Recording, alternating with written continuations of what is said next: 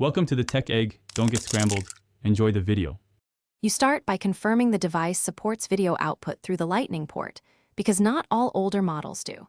Once confirmed, plug the Lightning end firmly into your device, then connect an HDMI cable from the adapter to the TV or projector. Make sure the HDMI is seated straight.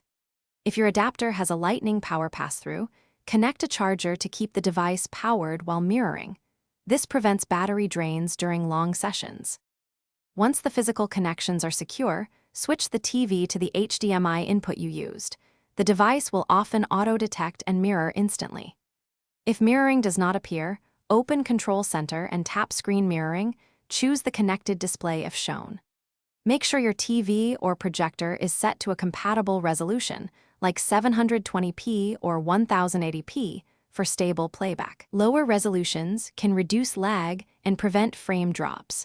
Also, close background apps to prioritize video output performance.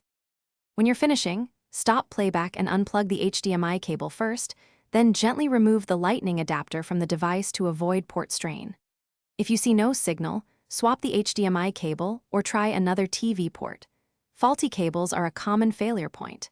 If problems persist, restart your iPhone or iPad and reconnect. Make sure iOS is updated, because software fixes can resolve handshake issues between device and adapter. One key tip: try a powered adapter or provide external power to rule out power-related failures. Thanks for watching. Consider subscribing if I helped unscramble your problems.